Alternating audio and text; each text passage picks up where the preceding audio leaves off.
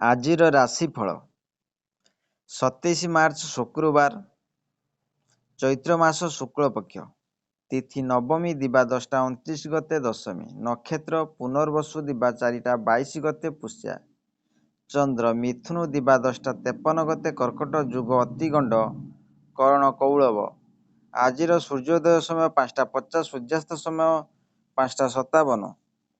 କନ୍ୟା ରାଶିର ଘାତ ଚନ୍ଦ୍ର ବିଛା, ଧନୁ ଓ ମୀନ ରାଶିର ଘାତ ବାର। ଆଜିର କାଳବେଳା ଓ ବାରବେଳା ଦିବା 8ଟା 50 ଗତେ 11ଟା 55 ମଧ୍ୟରେ, ବିଶ୍ୱଦେବା ଅମୃତ ବେଳା ଦିବା 7ଟା 26 ମଧ୍ୟରେ, 1-2 ଗତେ 2ଟା 40 ମଧ୍ୟରେ, 4ଟା 14 ଗତେ 5ଟା 58 ମଧ୍ୟରେ, ବିଶ୍ୱଦେବା ମହେନ୍ଦ୍ର ବେଳା ରାତ୍ରି 10ଟା 44 ଗତେ 11ଟା 33 ମଧ୍ୟରେ। ଆଜି ଲାଉ ଖାଇଲେ ଦେହ ପ୍ରତି ହାନିକାରକ ହୋଇଥାଏ। ଚାଲନ୍ତୁ 12ଗୋଟି ରାଶିର ନାମ ଜାଣିବା ଏବଂ କେମିତି ରହିଛି ଆପଣଙ୍କ ଦିନ ସେ ବିଷୟ ଜାଣିବା ପୂର୍ବରୁ ଭିଡ଼ିଓଟି ଭଲ ଲାଗିଲେ ଲାଇକ୍ ସେୟାର ସବସ୍କ୍ରାଇବ୍ କରିବେ, ପାଖରେ ଥିବା ବେଲ୍ ଆଇକନ୍ ଦେବେ, ଅଲ୍ ନୋଟିଫିକେସନ୍ ଅନ୍ କରିବେ, ଯାହାଫଳରେ ନୂଆ ନୂଆ ଭିଡ଼ିଓ ପାଇପାରିବେ। ପ୍ରଥମେ ଦେଖିବା ମେଷ ରାଶି ବ୍ୟକ୍ତିମାନଙ୍କ ପାଇଁ କର୍ମକ୍ଷେତ୍ରରେ ସହକର୍ମୀଙ୍କୁ ସୁପରାମର୍ଶ ପ୍ରେରଣା ଦେଇ କର୍ମକ୍ଷେତ୍ରରେ ପ୍ରଶଂସିତ ହେବେ। ଦୀର୍ଘ ସମୟ ଧରି ଅପେକ୍ଷା କରିଥିବା ବନ୍ଧୁଙ୍କୁ ଭେଟି ପାରନ୍ତି। ସାଧାରଣ କଥାକୁ ନେଇ ପାରିବାରିକ ଅସହଯୋଗର ଶେଷ ପର୍ଯ୍ୟାୟରେ କାମଗୁଡ଼ିକ ଅଧାରେ ଅଟକି ଯିବ। ପାରିବାରିକ ଚାପ ଦୃଷ୍ଟିରୁ ମାନସିକ ସ୍ତରରେ କଷ୍ଟ ସ୍ୱୀକାର କରିବେ। ସେହିଭଳି ଦେଖିବା ବୃଷ ରାଶି ବ୍ୟକ୍ତିମାନଙ୍କ ପାଇଁ ଆଜି ଆପଣଙ୍କର ମାନସିକ ସ୍ୱାସ୍ଥ୍ୟ କେତେକାଂଶ ଭଲ ରହି ନପାରେ। ଅଭାବ ଥିଲେ ନଥିଲେ ମଧ୍ୟ ଆକସ୍ମିକ ଆବଶ୍ୟକତା ପୂରଣ କ୍ଷେତ୍ରରେ ଅସୁବିଧା ମନେ କରିବ। କର୍ମକ୍ଷେତ୍ରରେ ଅନ୍ୟକୁ ସାହାଯ୍ୟ କରିବାକୁ ଯାଇ ନିଜେ ହଇରାଣ ପଡ଼ିପାରନ୍ତି। ପଡ଼ିଶାଙ୍କ କଥାରେ ପ୍ରଭାବିତ ହୋଇ କୌଣସି ଭୁଲ କାମ କରିପାରନ୍ତି।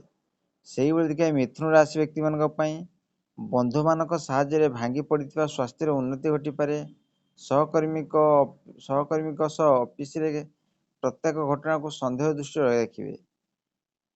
ଆଜି ଖବରଟି ପାଇପାରନ୍ତି। ବନ୍ଧୁଙ୍କ ପ୍ରତିଶ୍ରୁତି ଦେଇ ଶେଷରେ ନାସ୍ତିବାଣୀ ଶୁଣାଇବେ। କର୍ମକ୍ଷେତ୍ରରେ ସୁବିଧାରେ କାମ ହାସଲ କରିବା କଷ୍ଟକର ହୋଇପଡ଼ିବ। ସେହିଭଳି ଦେଖିବା କର୍କଟ ରାଶି ବ୍ୟକ୍ତିମାନଙ୍କ ପାଇଁ ଭାବପ୍ରବଣତା ବଶତଃ ଅନ୍ୟ ଦ୍ୱାରା ପ୍ରଭାବିତ ହୋଇ ମରୀଚିକା ପଛରେ ଦୌଡ଼ି ପରି ଶେଷରେ ଅନୁତାପ କରିପାରନ୍ତି। ବନ୍ଧୁ ଗ୍ରହଣରେ ବାକ୍ ଅସଂଯମତା ଯୋଗୁଁ ସୁସମ୍ପର୍କ ବ୍ୟାହତ ହୋଇପାରେ। ବିଭିନ୍ନ ପ୍ରକାର ଆଶା ଆଶଙ୍କାରେ ବ୍ୟବସାୟୀକୁ ସଙ୍କୁଚିତ କରି ନେଇ ପାରନ୍ତି। ସେହିଭଳି ଦେଖିବା ସିଂହ ରାଶି ବ୍ୟକ୍ତିମାନଙ୍କ ପାଇଁ ନିକଟ ଅତୀତରେ ସୃଷ୍ଟି ହୋଇଥିବା ପରିସ୍ଥିତିକୁ ସମ୍ଭାଳି ନେବା ପାଇଁ ପଡ଼ୋଶୀଙ୍କ ସାହାଯ୍ୟ ଆବଶ୍ୟକ ମନେ କରିବେ। କର୍ମକ୍ଷେତ୍ରରେ ଅଯଥା ମିଥ୍ୟା ଅଭିଯୋଗ ସକାଶେ ଅନ୍ୟ ଉପରେ ବିରକ୍ତି ପ୍ରକାଶ କରିପାରନ୍ତି। ପରିବାର ବ୍ୟୟ ବୃଦ୍ଧି ଯୋଗୁଁ କିମ୍ବା ପରିବହନର ସମସ୍ୟା କାରଣରୁ ବ୍ୟସ୍ତ ରହିପାରନ୍ତି।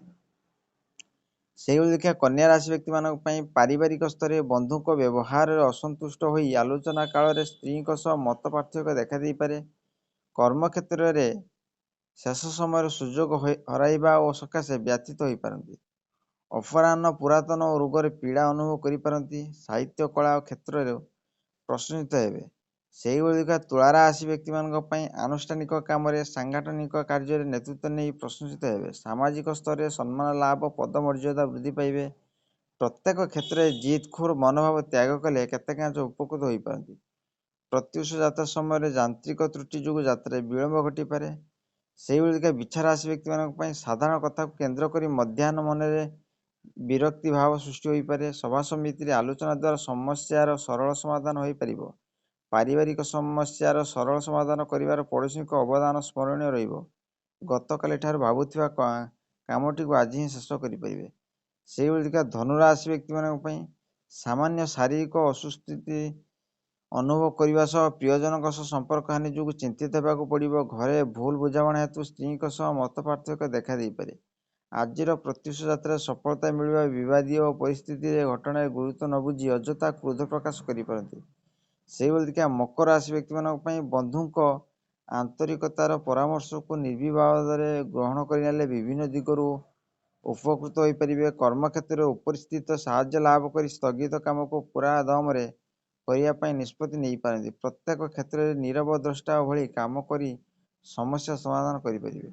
ସେହିଭଳି କୁମ୍ଭ ରାଶି ବ୍ୟକ୍ତିମାନଙ୍କ ପାଇଁ ସରଳ ଭାବରେ କୌଣସି କଥାକୁ ଗ୍ରହଣ ନ କରି ପରୀକ୍ଷା କରି କାମରେ ଲଗାଇଲେ ଉପକୃତ ହୋଇପାରିବେ। ଅଫିସରେ ବାଦ ବିବାଦ କ୍ରମେ ଜଟିଳ ହେବା କିନ୍ତୁ ଆପଣ ଅବଶ୍ୟ ସଫଳତା ହାସଲ କରିବେ। ଜମିଜମା ବ୍ୟବସାୟରେ ଉନ୍ନତି କରିବା ସହ ନିକଟ ସମ୍ପର୍କୀୟଙ୍କ ସହ ସମ୍ପର୍କରେ ଉନ୍ନତି ହେବ। ଶେଷରେ ଦେଖିବା ମୀନ ରାଶି ବ୍ୟକ୍ତିମାନଙ୍କ ପାଇଁ ଆଜିର ନିଜର ଲକ୍ଷ୍ୟ ପୂରଣ ହେବାର ଜଣେ ଅଜଣା ବନ୍ଧୁଙ୍କ ସାହାଯ୍ୟ ଅବିସ୍ମରଣୀୟ ରହିବ। କୌଣସି କ୍ଷେତ୍ରରେ ଆଜି ତରବରିଆ ପଦକ୍ଷେପ ନେବା ଠିକ୍ ହେବ ନାହିଁ।